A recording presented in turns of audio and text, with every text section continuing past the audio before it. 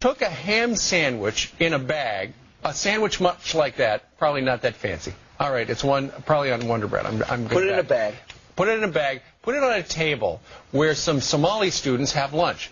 Well, the Somali students knew that it was a ham sandwich because other kids were laughing because apparently the kid was giggling and it was a big fat joke. Well, the kid who put the sandwich down now is in big trouble because that, according to the superintendent, not just a ham sandwich, it's a hate crime. Because Somalis, many of them, are Muslims, and Muslims cannot eat pork because, according to their religious beliefs, it's offensive. You know, this kid is going to be suspended, and now there's all this talk about, you know, spending probably a bunch of money to figure out how kids should not put ham sandwiches on tables.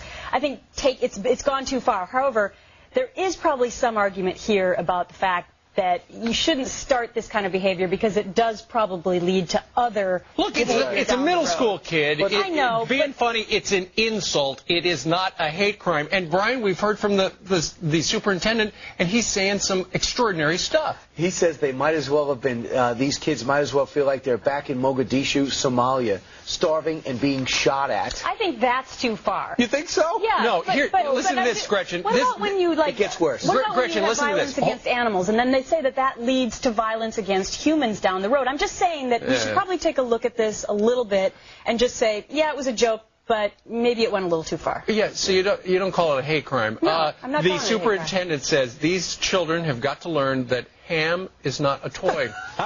Also, the Center for Prevention of Hate Violence is working with the school to create an anti-ham response plan. Fantastic. Not making that up. That's taking it way too far. Of course it is. The Somali kid says when the ham got within 6.2 meters of him, he felt like Allah was condemning him to burn for eternity. Okay, that's a lot going on at their lunch. Just one other thing we were talking about. Kids should eat on that desk. We were talking earlier about, I mentioned Cass Elliott, because we got an email about her dying from a ham sandwich. That apparently is an urban legend. She did not die from choking on a ham sandwich. Now, it all started, this is actually interesting, as a member of the Bill O'Reilly Culture Quiz. Apparently, after her body was discovered, the police noted that a partially eaten sandwich had been found in the room. Speculated she may have choked on it. Well, as it turns out, the autopsy revealed it was not...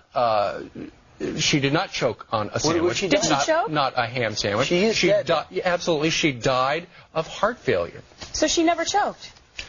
They couldn't prove that, no. So that is an urban myth. She did not die of a ham sandwich.